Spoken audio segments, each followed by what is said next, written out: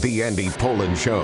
We got to go after this with everything we got, figuring they're going to come with everything they got. I'll start off by saying I'm bored, I'm broke, and I'm back. The Andy Pollin Show on ESPN 630 starts right now. Round and round, the coaching go-round goes this time of year. Antonio Pierce, the latest to be booted off. That's another opening. We'll get to what's going on with that today. Also, this was kind of funny. Yesterday on PTI, as Tony gave a shout-out to Mike Breen. We'll tell you what that's all about later this hour. Also, I mentioned this yesterday, that photo that was taken with President Biden signing the RFK bill with the three principal owners grinning from ear to ear behind him. A lot of people thinking, it's a done deal.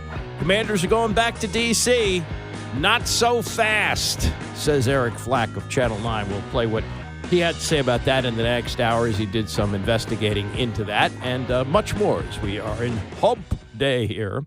And, I mentioned it yesterday with the signing of the bill. And the way that photo looked, it was like, okay, we're good. Let's get a deal with the district. Well, Maryland is saying we're still in this.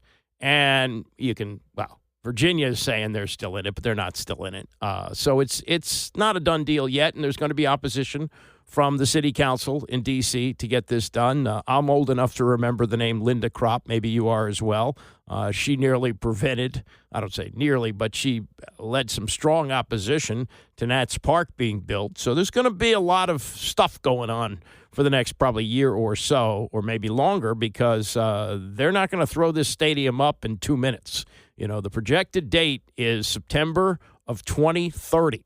We got 5 more seasons at Northwest Stadium, most likely, maybe even longer, depending on, how holdups or whatever happens along the way. So we'll get more into that. I did, though, get a tweet yesterday that I thought I should, say something about, because it's something I've thought about a lot throughout this season, which has been beyond what anybody could have expected. I mean, if you would have said back in August, I think this team can win a dozen games, you'd have your head handed to you. The high water mark I thought was 7 or 8, maybe 9 if everything went well. To win 12 was remarkable. Now, the schedule played into their hands.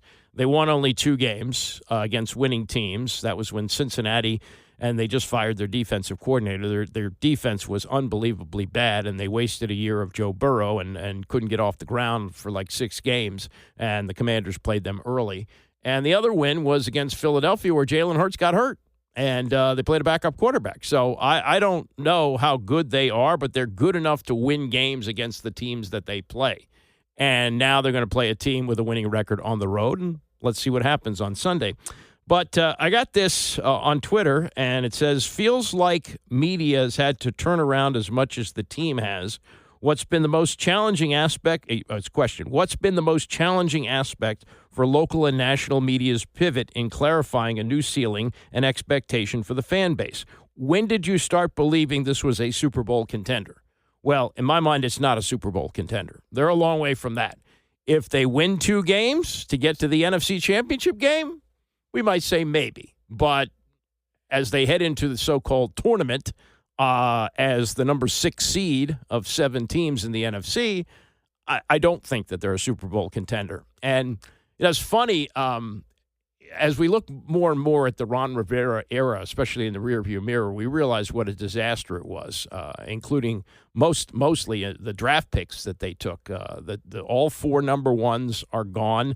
2 of them they released. 1 of them they traded for a bag of donuts, and the other one they think they got something for Dotson, like a couple of picks from Philadelphia. But that was a horrible circumstance with a coach-centric operation led by Ron Rivera, who clearly didn't understand the draft. And he did not have a winning season. He had 1 season that was 500, 8-1. And he, like Dan Quinn, made the playoffs his first year. But the feel was so totally different. I mean, they played Taylor Heineke against Tom Brady. I thought that was going to be a disaster. They wound up losing by 10, which, I don't know, was some way a moral victory. That Tampa team went on to win the Super Bowl. But that was not a good team. They backed into the playoffs at 7-9 in the COVID year. Remember that Alex Smith got resurrected after it looked like his career was certainly ended by the broken leg. They had to cut Dwayne Haskins before the end of the season. He'd been their number one pick from the year before. Nothing really felt great about that season. If this season ends on Sunday night, you're going to feel really good about this season. And on top of that, the season that happened under Rivera in his first year was under Dan Snyder ownership. And it was almost like there was a lot of me. I don't know how you feel if you're a fan, but there was a lot of me that felt like, ooh, if this gets reasonably good, this is going to be really bad because Snyder's going to think he's really smart. Remember when he first took over the team and Charlie Casserly left him with a great situation? And with Brad Johnson, they actually won 10 games and won the division and won a playoff game. Remember that? They hosted Detroit in a playoff game at home, and then they lost at Seattle. Not Seattle, at Tampa. Right. They always play Tampa in the playoffs. They lost at Tampa when Dan Turk dribbled the ball back to the holder, Brad Johnson, and they couldn't get the field goal off that would have won the game. But Snyder decided that he was really smart, and he put up division champion banners on top of the facility in Ashburn. And former players who won Super Bowls said, hey, have you checked the trophy case and seen the 3 Lombardis? So, there's almost a feeling like, he's going to over-celebrate this division title at 7-9, and there's really no reason for it. This group, you feel differently about. So you like the ownership. You like the coach, and most importantly, you really like the quarterback. They weren't going anywhere with Taylor Heineke. You knew that they were going to get another quarterback the following year, which they did, and, we've seen the quarterbacks that they've brought in prior to Jaden Daniels, and none of them have really worked out for whatever reason, injury, just Carson Wentz stinks, all those things. And so I think that's the recalibration that you're talking about. But I'm not thinking about this as a Super Bowl team now, but I believe that the foundation for a future Super Bowl team, whether that's next year, 2 years, 3 years, 4 years down the line, that's there. I think we can see that before the end of this decade. I sound like John F. Kennedy. Before the end of this decade, we'll put a man on the moon. Before the end of this decade, we may see a team that could get to the Super Bowl, though there's no guarantees, and there's no guarantee you win one. Like San Francisco, right on the cusp of it twice.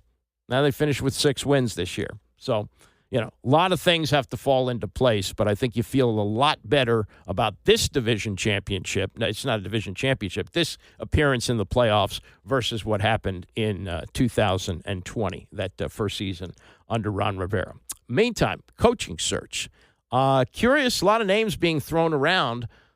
The one I really haven't heard, and they can't really talk to him right now since they're involved in the playoffs, but there is a window after they play in this game on Sunday night. What about Kliff Kingsbury? Do you want to be a head coach again? Yeah, I'm sure at some point. Yeah, at some point. Do you plan to interview for jobs this year?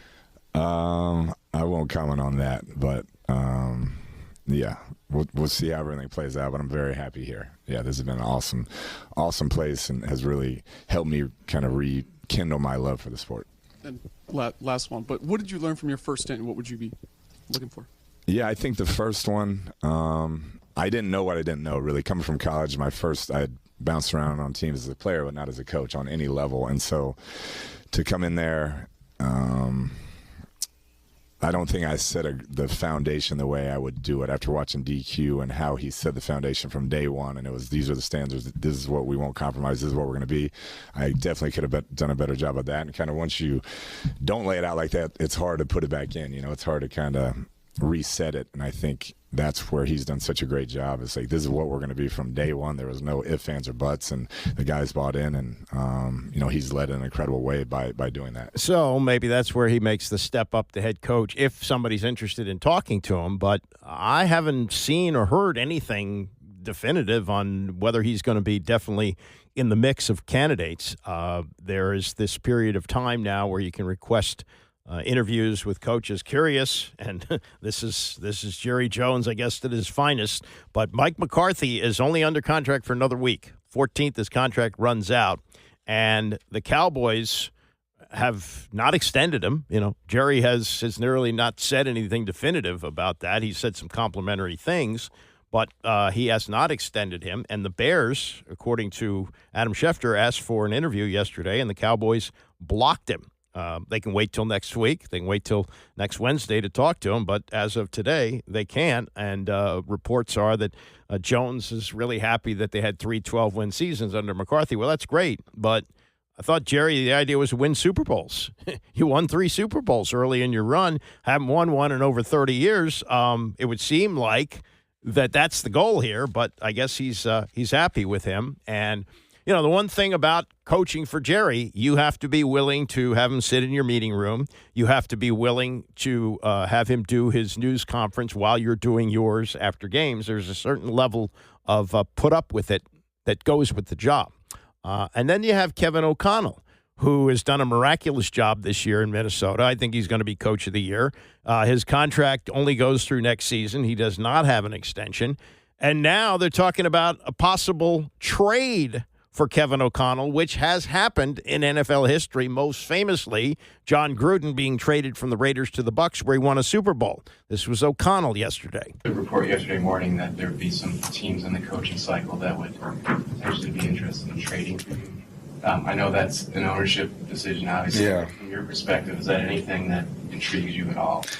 Yeah, I'm not really interested in kind of, I guess I should say, addressing the rumors or speculation. What I can tell you is I love this team. I love everything about this organization, and this is where I want to be. This is where I want to keep coaching and leading. So any conversations, in my opinion, at this point that really aren't about the Rams and the task at hand, my personal responsibility to lead immediate improvement off of yesterday, but also capitalizing on the opportunity to be in the tournament, my sole focus at this point. Vikings coach Kevin O'Connell on Monday. And look, he's got to say that. He's getting his team ready to play in the playoffs on Monday night. So he's not going to say, oh, yeah, I'd be interested in talking to some people. My contract ends at the end of next year.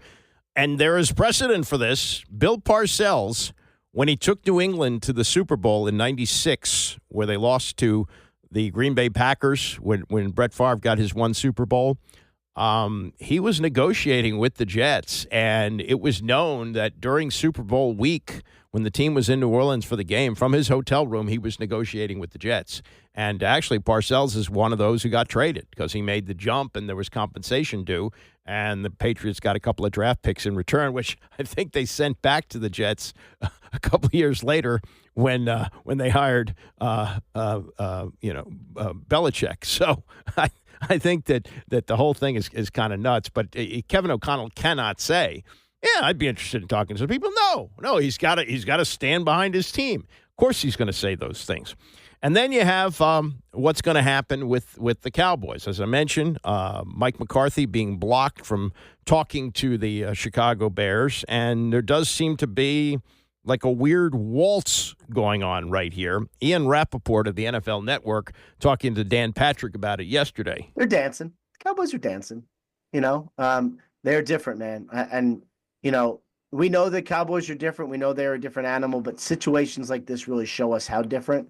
Jerry Jones does not like dead money, and it feels like would rather have this uncertainty for 8 days or 9 days or however long it lasts, rather than deal with the dead money of, let's say, extending Mike McCarthy and then deciding, all right, we do not want him here.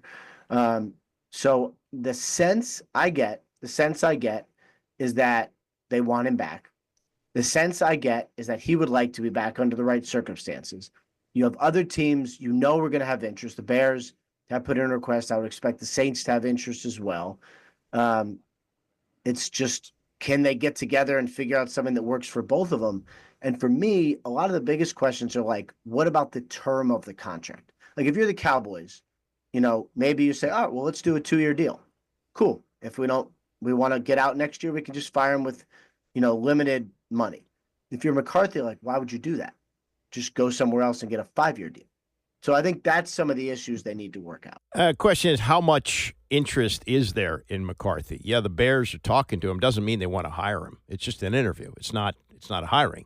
And what you're hearing from a lot of these analysts is, McCarthy's offense, that's that's kind of outdated right now. And if you're going to develop a young quarterback in Caleb Williams, do you want that type of offense being taught to him? So it's just, I think it's more a fact-finding thing, finding out what's going on in other organizations. You have the opportunity to do that. Look, the Commanders were heavily criticized in the offseason because they didn't bring Bill Belichick in for an interview. I don't think anybody anticipated Dan Quinn would do this, but they said, well, why don't you talk to him? Why don't you find out what he knows? Maybe you're not going to hire him. You don't have to if you give him an interview.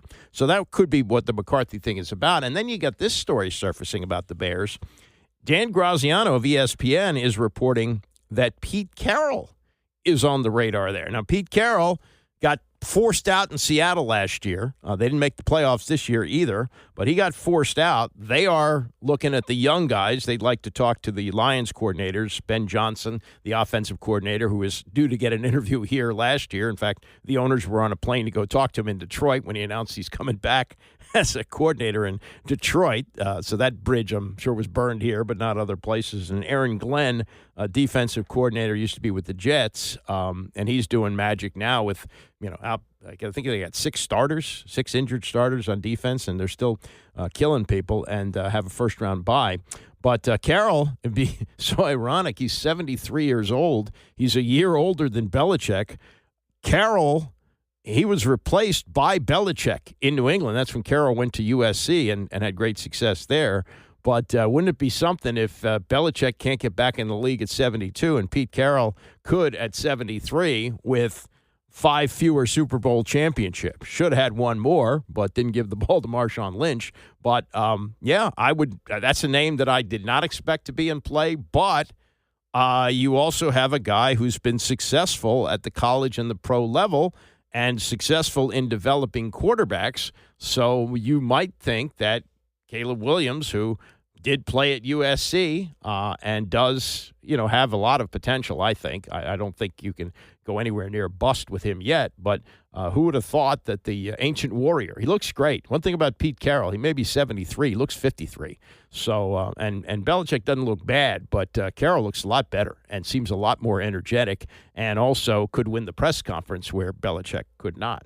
So keep an eye on that. A lot of things, a lot of balls up in the air right now. The Cowboys situation, though, remains the most fascinating. And Todd Archer, who covers the Cowboys for ESPN, was on with Dan Patrick yesterday, and they took a deep dive into what's happening in that organization. We'll get to that and more as we continue. It's the Andy Pollin Show, ESPN 630. The Andy Pollin Show on ESPN 630, the sports capital. Before we get to the Cowboys, Michigas, there's a story today in the Baltimore Sun about what Maryland is going to do as the money thing gets crazier and crazier.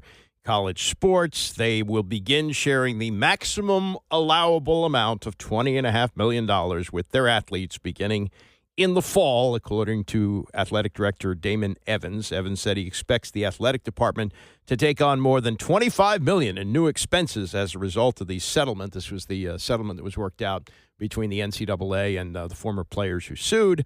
And there is going to be preliminary approval to this and the House about this, but this is where this is going. It's also some back damages, $2.8 billion to former athletes. Maryland would have to pay $1.5 million of that every year for the next 10 years. All this crying about, if they start paying the players, we won't be able to operate. Well, clearly they are. The athletic department is going to kick up ticket prices $2.50 and cut some operating expenses, yada, yada, yada. Here's the thing. Maryland, and this is, people who want to fire Mike Locksley, look at these numbers. Maryland spent $30.8 million on football in 2022. Ohio State spent more than twice that, okay? Penn State, Michigan, tens of millions more, and Maryland is about $10 million below the Big Ten median. So, you want to get rid of this guy? That's fine. See who comes in here and works under those constraints. Plus, they're not really putting people in the stands either. And that will change if they win. But, it's chicken or egg. How are you going to win if you're not financially competing with these other schools, much less the tradition of Ohio State and Michigan. Football's a much bigger deal there. Maryland's actually a basketball school. I think Maryland is one of a handful of schools that winning a national championship in basketball is bigger than winning a championship in football. I know there's more money involved with the football end of it, with the television, but I believe that that's one of those places. Kansas would be another, maybe Duke. There's probably 6 or 7 others that you could think of, but that's the case. So that's where we're going. They're shelling out the bucks and seeing what they can do. Basketball players, football players. Kevin Willard, coach of the basketball team, was asked about how they did better in the transfer portal this year. He said one simple word: money. Yeah, we paid more money. That's how it works. And where it's going to go, we'll have to see. And then as far as the academics, you don't hear anything about the academics anymore because it don't matter. It's all, where you're going to get the most money, where you're going to play. So Riley Leonard, who is the quarterback of Notre Dame, and they are playing in one of the semifinals, which is tomorrow night, what they call the Orange Bowl, which used to be the Orange Bowl of New Year's night. They're playing Penn State tomorrow night to get to the championship game, which will be in Atlanta on the 20th. That'll be the championship game. Used to be the championship in college football to be played on New Year's Day. Now it's 3 weeks later. Such is the case.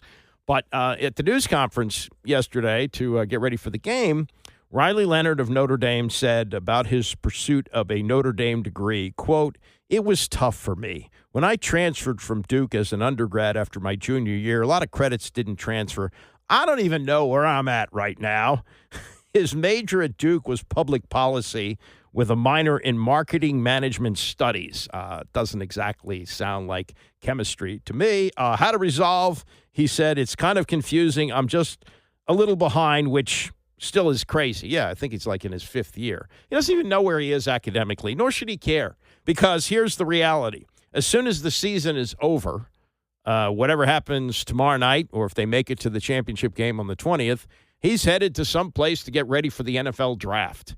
And the degree, whether he gets it or not, will have to wait for somewhere down the line. That's not going to happen immediately. And that's just the reality of college sports right now. I don't know what he's getting for Notre Dame. I'm sure it's a 7-figure deal or more. But that's where we're at. And if you want to go to the old student-athlete nonsense, be my guest. But that is the state of college athletics right now. How much money can you pay me? And academics, yeah, we'll work that out at some point. At some point. You think he was spending a lot of time in class this fall? I don't. I mean, they all have online classes anyway, and maybe somebody else does the work for them. He may be a bright guy. He went to 2 really good academic schools for sure, Duke and Notre Dame, but who knows? Who knows? And who knows what's happening with the Cowboys? We do know that, according to a report, Jerry Jones has blocked Mike McCarthy from talking to the Bears, which he has the right to do until next Wednesday. But then what? Does that mean because he blocked him, he's going to give him a contract now? Is he going to give him a contract extension? Or will McCarthy hit free agency in coaching and talk to other people? What the hell is going on here? Todd Archer covers the Cowboys. Talked to Dan Patrick about it yesterday. Expect anything when it comes to this, because I go back to the last time Jerry had a coach with an expiring contract in 2019 when he interviewed Marvin Lewis and Mike McCarthy before making any announcement on Jason Garrett's status. So that's kind of where we are right now. Who the heck knows where they're going and how long this can take? I would think if it happens, it has to happen here soon. But why has Jerry left him dangling here? You either want Mike McCarthy or you don't. Right. You should be able to operate on parallel tracks during the course of a season and have a hypothetical list available in your desk drawer to say, this is where I want to go when the season ends. We've seen other teams already make moves either designed to keep their coaching staff and GM or go out and make this call. Jerry has a Netflix series coming out called The Gambler, right? That's supposed to come out at some point here in 2025. I don't know if he's much of a gambler anymore. This is just not how he operates. He takes his time on things and doesn't make the bold moves that everybody expects him to make. Maybe that will come back here soon, and I'll look like a fool for saying that. But I don't know why that this wasn't a decision that could have been made yesterday. Certainly can be made today. And hopefully by the end of the week. McCarthy's contract expires, Dan, on Wednesday. Cowboys have exclusive negotiating rights through January 14th. I would think if I'm Mike McCarthy, I want to know by Wednesday, because I want to know, should I look into the Chicago thing? Should I look into these other jobs that these people who might want me as coach? But Todd, you've been around this franchise a long time. How much does Jerry love the attention? Like his team stays in the news cycle constantly because he doesn't wrap anything up. Micah Parsons' contract won't be wrapped up quickly. Dak's wasn't. CD's wasn't. You're a head coach here. It almost feels like I want you to keep talking about my franchise. Yeah, and that's how you become $10 billion franchise, I guess, in some respect, right? Because everybody's talking about it. Everybody, good and bad, right? It's the Cowboys fans are going to be Cowboys fans. The people who hate the Cowboys are always going to hate the Cowboys. So you have so many eyeballs on you that you draw attention to you. And I think Jerry, he has said it. He loves that attention that is on his franchise. At some point, it's not conducive to winning football games, although he'll point out that they are the fifth or sixth most winningest team in the last 5, 6, 7 years. But ultimately, Jerry bought the Cowboys in 1989 to win Super Bowls, and they've not won one since 1995. So what are they in here just to win games, or are they in here to win Super Bowls? Is it a good job if it's open? This is where I might differ with people who say it might not be a good job. I will say it is a good job. The head coach of the Dallas Cowboys has the biggest say in the franchise, if they choose to be the loudest voice in the franchise. Now, we can go back to 1998, I think. Chan Gailey didn't want Randy Moss. The Cowboys didn't draft Randy Moss. There have always been some little hiccups along the way. Bill Parcells didn't want T.O. They still signed T.O. What was the corollary move to that? They cut Larry Allen. That was a guy that Bill didn't want around, so that was 1 for 1 right there. But this is a good job beyond, because it's one of 32, because it is the Cowboys, and this is a roster that really was hit hard by injury, but you have a quarterback that'll be coming back. You have a number 1 wide receiver. You have Micah Parsons. You have other pieces in place that can win with you with a quick turnaround. But it's incumbent on Jerry to do more in the offseason than he did last year, where their biggest free agent signing was either Zeke or Eric Kendricks. They have to do more than that to supplement this roster. They can't just rely on improvement from within. But if the head coach wants the power, or I don't even want to say power, wants the say and will put the work in, he can have the say to get what he wants the majority of the time. But if you're a Cowboys fan and you hear, hey, this is why I bought the team, I want to be the GM, I want to run the team. Like, would Jerry Jones have fired Jerry Jones? Well, he hasn't done it yet, so I would say no. I'll say it, and I don't want to come across like I'm defending the way Jerry operates this. But in Jerry's mind, the GM is the guy who cuts the check. So that's why he keeps the title. The GM of the Cowboys is really Will McClay. He's the guy that does the work of what a general manager does. And if you look at how they've drafted since Will McClay has been here since 2014, it's been among the best in the NFL. So we get hung up on the title, but Jerry is not going into the draft room and saying, who do you want? Who do you want? Who do you want? No, you guys want this guy? No, I want this dude, and we're going to take that guy. That's not how it works. And it's really not how it's worked here for quite a long time. I'll go on my 20-plus years of covering the team. It truly has been a conglomeration of efforts to get the guy everybody wants. And we can point to another example of Jerry not getting what he wanted when they drafted Zach Martin in 2014 and not Johnny Manziel. Oh, I know. I remember that because he likes that shiny object there. And I go back that I think he wanted Connor Cook, and Connor Cook was taken, and then they took Dak Prescott, right? Yeah, not just Connor Cook. They tried to trade back into the first round to take Paxton Lynch. Oh. So those are two moves that the Cowboys are glad they didn't make, and they ended up getting Dak Prescott with not only their second fourth-round pick, a compensatory pick. They took a defensive end out of Oklahoma with their first fourth-round pick that year over Dak Prescott. You go back to Jimmy Johnson and Jerry Jones, that relationship. Could it have worked? Longer than it had? Yeah. No, I don't believe so. I think Jerry wanted out. And again, that was before my time here, but I haven't talked to a lot of people that have been around and talked to Jimmy about it and talked to Jerry about it. I think Jerry wanted out. I think Jimmy wanted to go somewhere else too. I think his time here was done. And I think he realized there's only so long of a shelf life a coach can have. Clearly that he and Jerry had differences of opinion on who did what and the separation of powers and things like that. I think it lasted as long as both sides wanted it to last, and it was time for them to split up. But if you look in the history of the NFL, trades that were made, where do you put what Jimmy did? I'm giving Jimmy the credit for Herschel Walker deal. Now, I'm sure Jerry gets credit too, but the importance of that trade compared to other trades in NFL history, where does that rank? I mean, I don't know how it's not. I'm going to say it's number one because I can't think of another one that would top it. Just because that was the start of everything for the 90s Cowboys. And at the time when they made that trade, everybody just thought it was for these players and didn't realize the pick element of it. And then how everything that team was built through that trade for a number of years and the guys that they got out of that. So they have a tour at the Star where the people can come in and it's famous, right? Because everybody wants to take a tour of the Star and see the players and things. But there's one segment of the Herschel Walker trade. So that tells you what the Cowboys think of that trade and what it meant to them in their history. So, but without that trade, there probably is not a Super Bowl run of the 1990s. The Vikings don't have a tour where they focus on the Herschel Walker deal. Just letting you know. Their tour involves Randy Moss going to them and not to the Cowboys. Percentage that Mike McCarthy is back is what? If you were going to put a number on this. Yeah, I talked to some people in the organization the last couple of days, and before the game, I think the people that I spoke to said he will be back, and it might have been a 65-35.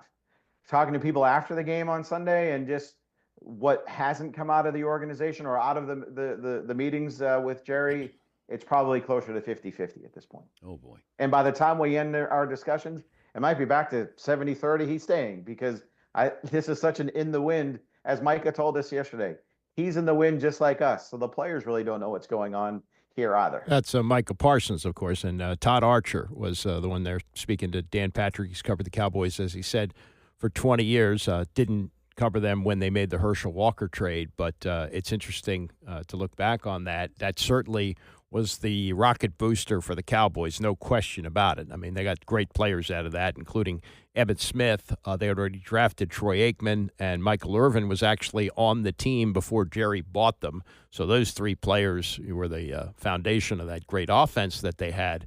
But I think the lesson that should have been learned from that, because that was 35 years ago, 1989, that other teams should have learned is if you think you're one player away, you're really not. And that's what the Vikings felt in 1989. Now, good for Jimmy Johnson for recognizing that they only had one valuable asset, and they might as well trade that to make the team better.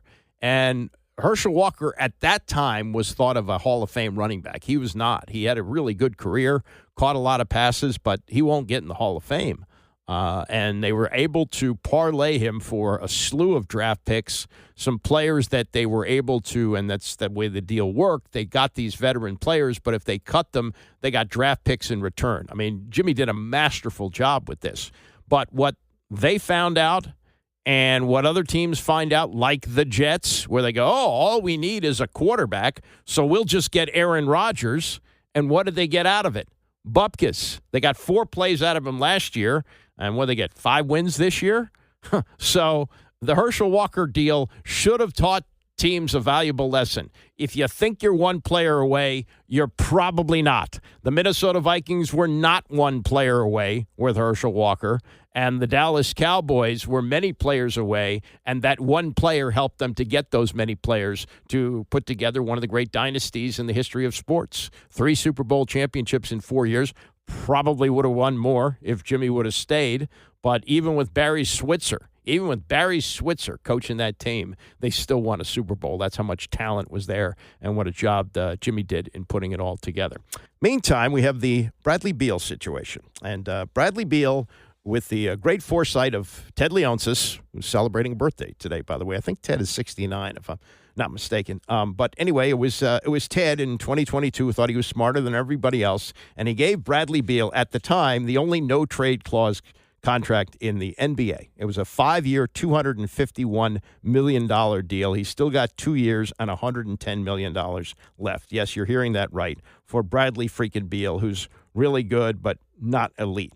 And so the other night, he came off the bench and scored 25 points in a win over Philadelphia. But Phoenix stinks, and there's a lot of talk that they're going to trade him to Miami for the unhappy Jimmy Butler. Problem is, he has a no-trade clause in his contract, and it said, I hold the cards. If the Suns were to go seek a trade, they would have to talk to him and his agent is indicating, no, we're not entertaining any ideas of a trade because he's got a no-trade clause. What a mess. Tony and Mike taking this on yesterday on PTI. He is the 5th highest paid player in the NBA. What? Suns coach Mike Budenholzer sent Beal to the bench to shake up his sagging team, and Beal responded with 25 points and a win. Wilbon, should Beal embrace coming off the bench? I mean, whether he embraces it or not, he's on a team right now which is the total underachiever. And I understand it's injuries, but it's always something, and usually injuries with the Suns, who have these 3 players, including, of course, Kevin Durant and Mr. Booker, one of my favorite players in all of basketball. It doesn't work. And so I understand why Budenholzer did what he did to try to shake it up, because the Suns they've been dreadful. You look where they are. I'm not even sure they're in the play-in at this point. I haven't looked at the standings this morning. But, Tony, Beal is a guy who, if they're going to trade and get somebody, if they're going to seriously talk to Miami about Jimmy Butler, Beal's the guy who has to go, but he would have to waive, once again, the no-clause contract. That's right. You know how many guys in the NBA have a no-trade clause in their contract too? Him. LeBron James and Bradley Beal. Those are the only 2. Yeah. So, Beal doesn't have – either he's going to say, okay, let me go. And I don't know why he wouldn't go to Miami. Miami's in a better spot if they pursue that deal. Miami's in a better spot right now for making the actual playoffs than the Suns are, who we keep waiting on because they've got these 3 great players in KD and Book and Beal, at least offensive players. It doesn't work. It doesn't. Yeah, I don't know that Beal's a great player. The magic voice in my ear tells me that the Suns are at the moment in 11th place. They're out of it. They're out of the play-in, Look, you have to go to the subtext here. You have to go to the possibility of Jimmy Butler in a trade, and you have to mention that Bradley Beal can negate any trade, because the Wizards gave him a completely insane contract. 5 years, $250 million, and a no-trade clause. They gave this to a guy who's never been in a conference final, I don't believe, and basically spent a lot of time scoring a lot of points on losing teams. But he knows his circumstance. His direct quote is, I hold all the cards. He does. Right now. Should he embrace coming off the bench? No. No player should embrace coming off the bench unless they're at the twilight of their career or unless they're the 6th man of the year. And you know what, Mike? You cannot deny the win. You cannot deny the fact that the Suns outscored Philly's bench 54-7. And you cannot deny 25 points, the 4th most points that Bradley Beal got all season. So maybe that's actually a good strategy. Yeah, but if he doesn't want to be there, okay. But the other part of that is, with the no-trade clause, it's not just where you want to go. It's what the other team is giving up to get you. And you can turn it down based on that. Theoretically, if Miami wants to unload Jimmy Butler and they've suspended him for just his overall unhappiness, it's a standoff with the 80-plus-year-old Pat Riley. Bradley Beal can say, I'd go to Miami, but Jimmy Butler's a really good player. No, you can't give up Jimmy Butler for me. That's the problem with the no trade. They gave it to LeBron. It's a different story. He's running the Lakers. But what Ted did, happy birthday, Ted, what Ted did a couple of years ago with Bradley Beal was so foolish, just unbelievably foolish. And he was lucky to unload him to get him off to Phoenix, which I guess thought they could assemble their big 3 there. With Booker and Durant and make it happen, but it's not happening. They're the 11th seed right now, and they got to figure out a way to trade Bradley Beal with a no-trade clause. Ay. Coming up in the next hour, what is that photo all about where you have the 3 principal owners of the Commanders smiling behind President Biden as he signs the RFK bill, a lot of people think that's a done deal. Not so fast, my friend. We'll get to that and more as we continue. It's the Andy Pollin Show, ESPN 630. Well, are we out of the snow yet? Today's commute, not too bad. By yesterday, midday, it was okay. Creates a lot of panic for a couple of days, but managed to make it in all 3 days, and we move on. And it looks like the weekend hit isn't going to be too bad, and maybe this is going to be the worst of it. We still got we have another 3 months. I remember the days of big snow in late March, so that could still happen. We'll get to what's going on with that picture that the Commanders put out the other day of a smiling group of owners with the President of the United States. Also, it was 25 years ago today that we had the Music City Miracle. Remember that? Frank Wycheck with that pass. And, boy, that was one of the most exciting plays in NFL history. And controversial, too, because, the question was Kevin Dyson behind the line of scrimmage when he caught the pass from Wycheck? He scored the touchdown. Buffalo fans are still enraged about that. And the Titans went on to play in the Super Bowl, and the same Kevin Dyson came up a yard short against the St. Louis Rams as Kurt Warner won his Super Bowl that year, was the MVP. And it's just hard to believe how time passes like that, like the way we look at the passage of time. It seems for someone my age, yesterday. I was at that Super Bowl. It was in Atlanta. God, what a miserable week of weather that was. It was an ice storm. You really couldn't go anywhere, and it was cold, and it was wet. But the game was really good. The game was good, and it was, it was in the Georgia Dome. They got a beautiful new stadium, which I've been to, Mercedes-Benz Stadium, but that had not opened yet, so they played that in the Georgia Dome, and that was the Kurt Warner victory. They went the next year and lost, and that started the Patriots dynasty. That's how, it's funny. It seems like it was recent to me, but it's actually so long ago, it's before we knew the name Tom Brady. The legend of Tom Brady was born the following year, the 2000 Super Bowl. It was the Super Bowl of 2000. And actually, Brady was drafted just a couple of months later, as a sixth-round pick out of Michigan. Like, oh, okay, great. So much. So that's fine, because they got Drew Bledsoe. Well, where's this guy going to be? Drew Bledsoe was the number one pick of the draft. He's going to be the quarterback for New England forever. Nope, didn't work out that way. All right, so I mentioned this yesterday when the Commanders put out on Twitter a picture of the three principal owners, Josh Harris, Mitch Rales, and Mark Ein, smiling from ear to ear as they stood behind President Joe Biden as he signed the RFK bill. And my first thought is, well, if you're going to negotiate with Maryland, doesn't it kind of weaken your position in that they know you're going to go there?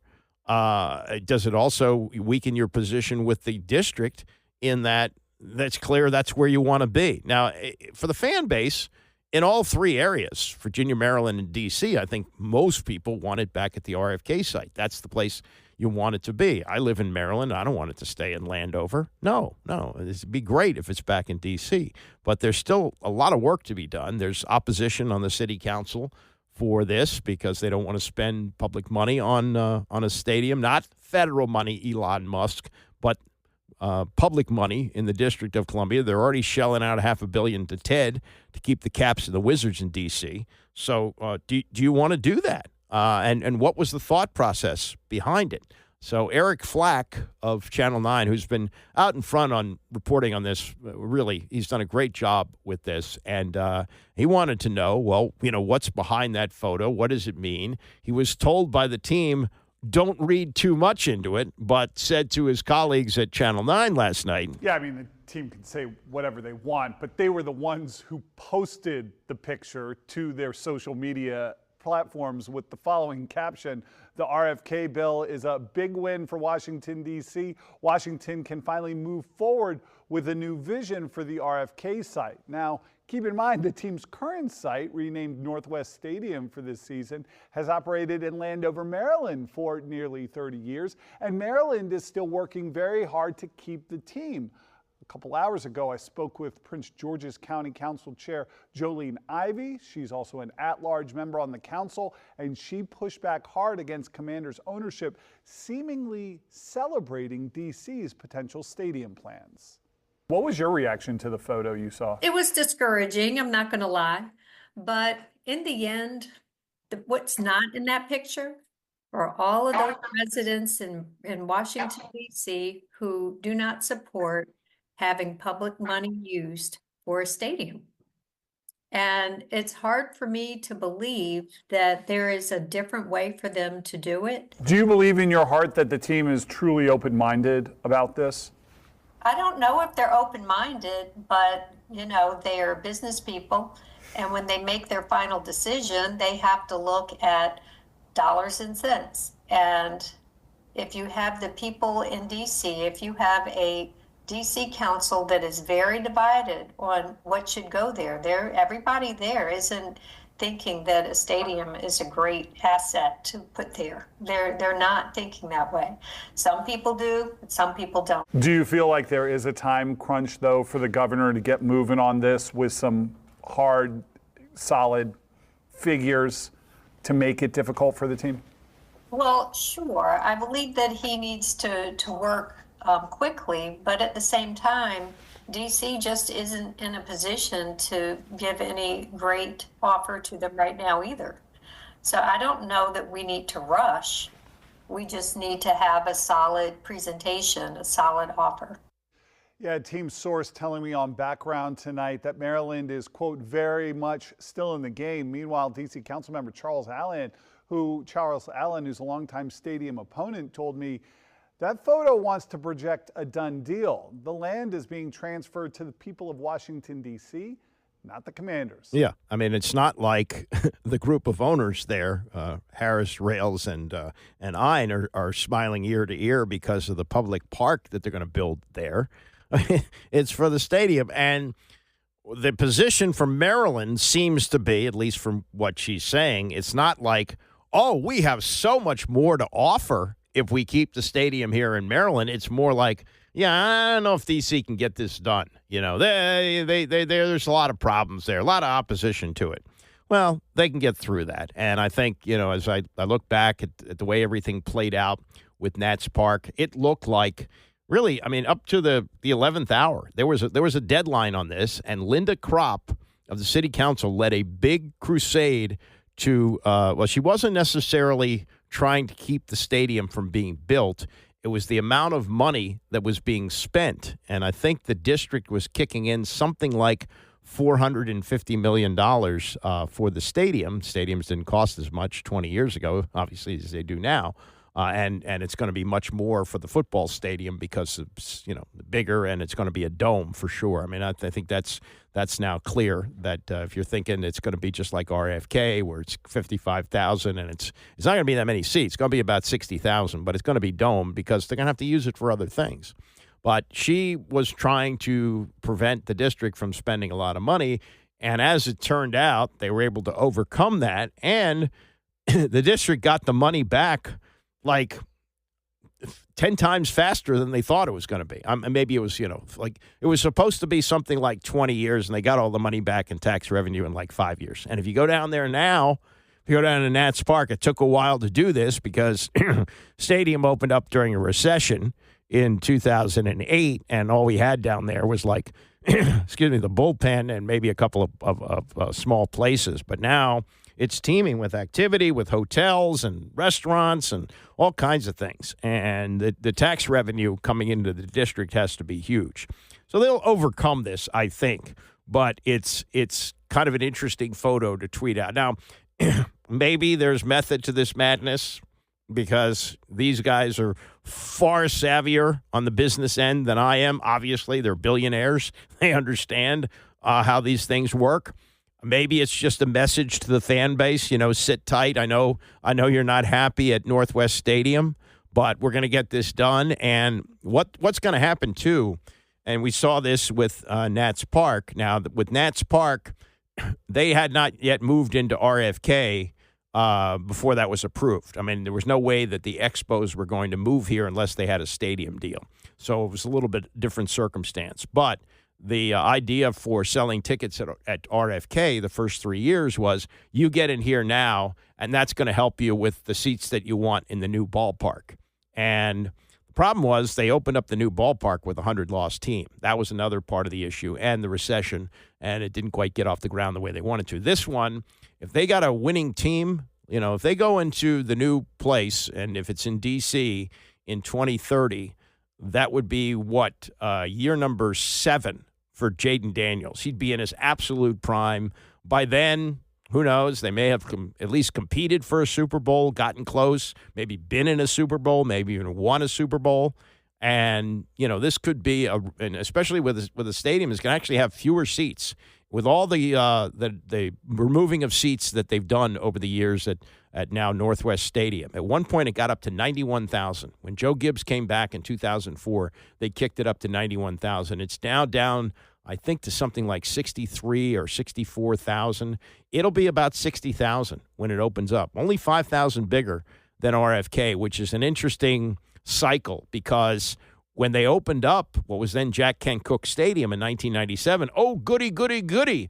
All of us who've been on the waiting list for all these years with their so-called 200,000-seat waiting list, we're going to get tickets. And they said, well, we don't know how many more seats we got, but we got these club seats. We'll sell you these for $200. Oh, please, I'd like to go. We always wanted to get in to see the Redskins play. Well, that demand may be there, unlike a Nats team that was bad when they moved into Nats Park. You may have one of the top teams in the NFL moving into the new stadium when it's built. Meantime, we move to the playoffs for this weekend, and this is kind of a shocking line given that the Steelers and the Ravens are big rivals, and Lamar Jackson, until he beat them just recently at M&T Bank Stadium, has had no success against the Steelers. They had, I think his record prior to that game was 1-4. He'd missed some games because of injury, but he finally beat them fairly soundly. The Ravens are peaking right now. They've looked really good in their last couple of games, and the Steelers are kind of in free fall. They've lost 4 straight games, but it is still a division rival, and it's still a game where, you don't really throw out the records, but I think you throw out the recency of it. And there's real question about not so much John Harbaugh. Now, John Harbaugh's been there as long as Mike Tomlin. They're 18 years. They've been going against each other forever. And each of them has won a Super Bowl, but recently not the kind of success that they want. And the question is, is Mike Tomlin possibly going to be on the hot seat here if he loses? Because he has not won a playoff game, I think, since 2016. And what happens? What happens with the Steelers if they lose this? And what about the Ravens? There's not necessarily the Harbaugh question, but there's the Lamar question. And if Lamar is going to step up to be an elite quarterback, he's got to get his team to the Super Bowl. He could be a 3-time MVP with no Super Bowl appearances. That's never happened before. And so Ian Rappaport discussed this circumstance with Dan Patrick yesterday. If the Steelers get blown out against the Ravens, you're talking specifically about Mike Tomlin. I don't think anything happens to Mike Tomlin. But I would say if the Steelers get blown out by the Ravens, then I will say they take another look at the quarterback position and try to figure that out for next year. Yeah. I have believed that their starting quarterback for next year is on their roster. My sense is that it was Russell Wilson. It has been very rough the last month. Very rough. So maybe it's not. But I think we're about to find out. Let's flip it. If the Ravens lose. Yeah, I mean, this is about as talented a Ravens team as we could have. I would be surprised if anything happens to Harbaugh, if that's what you mean. I mean, he is I think it's probably perception with Lamar. Like, this is the ultimate kiss of death with him, whether it's fair or not. But here we are, home field advantage. Had home field advantage last year. No, I get it. It's there. I get, and last year was probably like, I would like to see the Ravens in the Super Bowl. It would be very fun, and they're such a good team, and I feel like they, deserve to. So last year was frustrating because it's like I don't know what else they have to do, and then they got Derrick Henry. They sort of formed their identity even more. I think they're, good enough on defense. I mean, this looks like a team that should be should go deep into the playoffs and reach a Super Bowl. But again, like, I don't think it's so freaking hard to get there. It's so hard. And like, you could say whatever you want about Lamar or Josh Allen, same thing. It's like, I get it, but you got to beat Mahomes. So it's like, sometimes Mahomes is going to beat you. He's very good. Yeah, it's like Jordan, It's the Jordan era that there's no shame in not winning a championship there. Look, Mahomes is a good pitcher. Like, I've seen the clips of him throwing. Like, if he wants to go play baseball, he's still got a great arm. If he wants to go play baseball, then I think that really opens things up in the AFC. That's pretty funny. His father actually was a solid major league pitcher. He went by Pat Mahomes, not Patrick Mahomes. But, you see pictures of a young Pat Mahomes, Patrick Mahomes, whichever, the son and dad, when the dad was pitching and the kid running around the field. And I'm sure the dad's first goal for him was to be a pitcher. And who knows, the competitor that he is, he might have been a good one. I don't know how he could be any better as a pitcher than he is as a quarterback. But I do remember that when Michael Jordan was in his prime, and it seemed like they were playing the Miami Heat all the time in the playoffs, and Pat Riley, after a real bad loss, after Jordan just lit him up, said, I'm sorry. He says, nobody else is going to win a championship in this league as long as Michael Jordan is in it. And then Jordan left for a while, and the Rockets seized the opportunity. They won their 2 titles, and then Jordan went back to winning 3 more. And the record is 8 straight by the Celtics. You just wonder if he hadn't gone off to play baseball, could they have won 8 straight? Maybe he would have run out of gas. I don't know. And the Last Dance kind of indicated, okay, they, even though it was stupid for Jerry Krause to break up that team with that line he had, organizations win championships, players don't win championships, and everybody knew that the coach was gone and the players were, they weren't going to re-sign Scottie Pippen, things like that. Could they have stayed together longer? Probably. But if he did not play baseball, how many straight championships could they win? 6 out of 8 ain't bad. It ain't too bad. And what we're seeing with Mahomes and the Chiefs, if they win 3 straight, that's a mic drop. Then you get to the point of 4 straight, and then you're getting into unbelievable territory in the NFL. The Packers did win 3 straight. People forget that, but the first one was not a Super Bowl year. They won the first 2 Super Bowls, and they won the NFL championship the year before. But I think people only look at the Super Bowl era. But there has been an NFL team in the last 60 years, that has won 3 straight. The Chiefs will be, if they win, the first to do it in the Super Bowl era. All right, that's enough for me, enough ranting. Bram is up next. I'll see you back here tomorrow at 9 a.m.